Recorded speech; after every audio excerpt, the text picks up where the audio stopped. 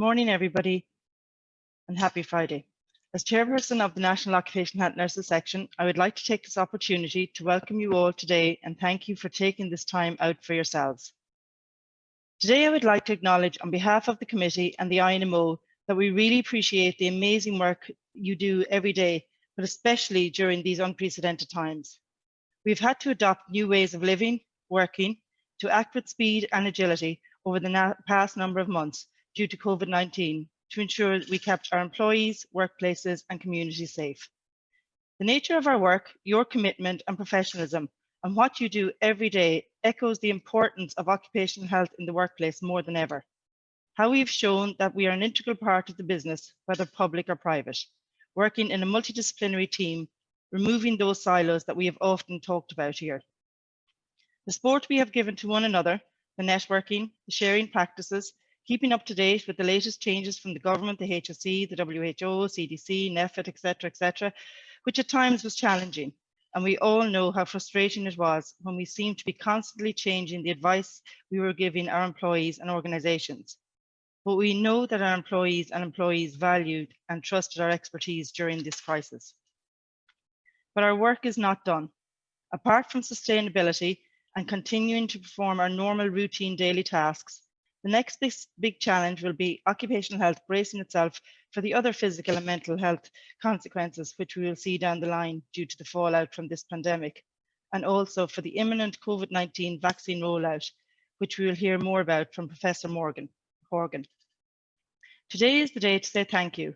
Well done. You have all done an amazing job, both supporting one another, your employees, and keeping your workplaces and communities safe. Don't underestimate the importance of what you do every day. A big thank you to Jean Carroll and all the team in the INMO who have supported us through these challenging times and for organising today's event. We would like to thank all our sponsors for supporting the Occupational Health section today and always. Wishing you and all your family a very happy and safe and healthy Christmas and New Year. I would also like to thank our speakers today for taking the time out of their busy schedules to be with us today and who have and also our sponsors who have kindly sponsored prizes. We will have a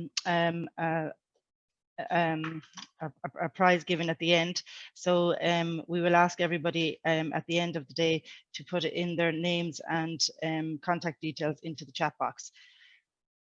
For the question and answers, please use the Q&A button on the bottom of your screen, and we will address this at the end of each speaker.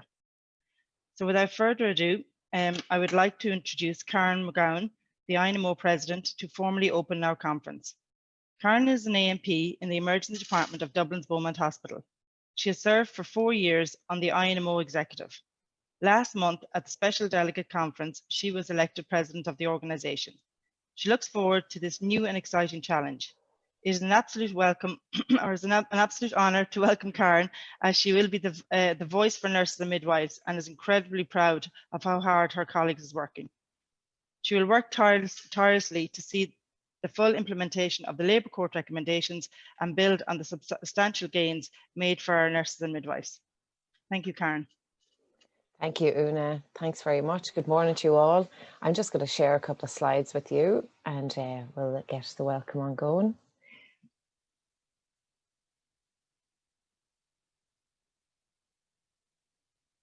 Thanks very much. That's great.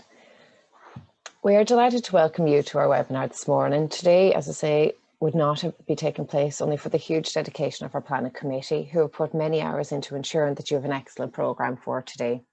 I would like to quickly take this opportunity to specifically thank Chairperson Una Feeney, Vice Chair Mary Ford, Secretary Margaret Morrissey.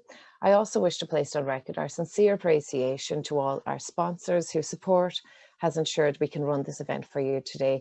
As Una has said, there are a number of spot prizes available throughout the webinar, so please stay tuned to ensure to see if you're a lucky winner. Next slide. COVID-19 continues to impact on our lives and will continue into 2021. Nurses and midwives have been and will continue to be at the forefront of delivering compassionate care that has demonstrated commitment to individuals and also the wider society. Nurses and midwives have shown the courage to care in often very, very difficult circumstances. I would like to congratulate the European Federation of Nurses, who were awarded the Women of Impact Award on Wednesday, 2nd of December 2020, on behalf of all European nurses. This award recognises the contribution of nurses during the pandemic. However, it is also vital that the physical, psychological and emotional impact of COVID-19 is recognised and action is taken to support nurses and midwives into 2021 and beyond. Occupational health nurses have been to the fore in providing services to nurses and midwives across Ireland in often very difficult circumstances. We recognise the contribution that you and your colleagues have made to members of our professions during the pandemic, and more generally, we thank you most sincerely for that. A number of vaccines for COVID-19 have been approved for use in the UK, and we are expecting the European Medicines Agency to follow suit early in 2021. It is vital that vulnerable groups, along with frontline healthcare workers, are prioritised as part of the vaccination programme. It is also important to ensure that vaccines are available to all across the globe to ensure equality and recognise the value of every individual, regardless of nationality or status. Nurses will play a central role in the mass vaccination programme, including occupational health nurses. It is important that standards are maintained and that vaccines are administered by suitably competent and regulated healthcare professionals. This will ensure patient safety and enable individuals to have access to evidence-informed practice and care. Next slide. Members of the organisation fought hard to establish the Expert Review Group on Nursing and Midwifery. The first module of this, dealing with managerial pay issues flowing from the enhanced practice scale of nurses and midwives, is due to report shortly and is to be encompassed in the negotiations for the successor to the current national agreement.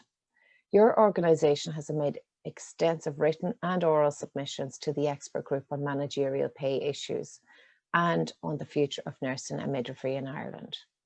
Next slide.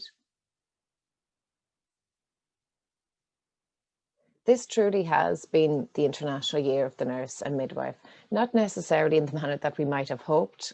However, the courage and compassion of nurses and midwives has shone through. There can be no doubt, as Dr. Tedros from the World Health Organization stated, that nurses provide the backbone of every health system, performing essential services or responding to a crisis. The International Year of the Nurse and Midwife has been extended into 2021 in the World Health Organization European region and globally. The World Health Organization has designed 2021 the International Year of Health and Care Workers in recognition of dedication and sacrifice of the millions of health and care workers at the forefront of the current COVID-19 pandemic. Let us hope that this time next year that there'll be a vast improvement and that we will be coming to the end phase of COVID-19. But we must learn the lessons of the current crisis to ensure that health services and governments are prepared for any future crises. Next slide. The World Health Organization has recognised that occupational health nursing is a key important component to any state's public health strategy. This has perhaps never been more evident than in the pandemic. And again, we thank you for the care that you have provided to the members of our professions and to the workforce more generally. Safety at any time, and particularly now, is a central component to the activities of this organisation. And there is no doubt that occupational health nurses are a critical factor in maintaining safety for our members. We know that you are implementing comprehensive, proactive occupational health and safety strategies to prevent occupational injury and disease, that you are busy promotion of health and workability by focus on non-occupational workplace preventable conditions that, whilst not caused directly by work, may affect the employee's ability to maintain attendance or performance at work through a comprehensive workplace health promotion strategy. You are busy improving environmental health management by reducing the risk to the working population and the wider community. Your role is essential, and so too in that regard are the discussions that you will be having today. Next slide. Today we are pleased to be in a position to share with you a wonderful lineup of speakers. Professor Mary Horgan is the President of the Royal College of Physicians in Ireland and a consultant in infectious diseases in Cork University Hospital. Today she will talk us through COVID-19 with a focus on workplace environment and what is important to consider in the months ahead. Sybil Carolan, Project Lead in Workplace Health and Wellbeing Unit of the HSE, is going to share with us some recent developments in the National HSE strategy, and we look forward to hearing from Sybil on these developments.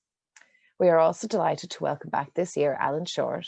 Alan, who is a communications coach, professional MC, and motivational speaker, spoke to us a number of years ago in person, and today we are eager to learn 9 months into this pandemic how to communicate effectively with audiences in this online world. Keeping with COVID-19 theme and online environment, which is a lot of us now for us to consider the norm, Sinead Pruse, the head of health and wellbeing at the Leia Healthcare, will reveal the findings of Ireland's biggest ever research amongst employees and HR leaders, the Great Reset. There are some really, really compelling findings in this significant piece of research, and we look forward to hearing Sinead speak about it. COVID-19 pandemic has had untold effects on our mental health, and we are delighted that Dr. Paul Litchfield, chair of UK's What Works Centre for Wellbeing, is able to join us today. In 2007, Paul was awarded the OBE for services to occupational health, and in 2018, he was created a CBE for services to workplace wellbeing. Paul is going to talk on mental health at work and the new world at work. So thank you for your attention this morning, and it gives me great pleasure as your president to formally open up this webinar, and I hand you back to Una Feeney, your chairperson for this morning's session. Thank you, Una.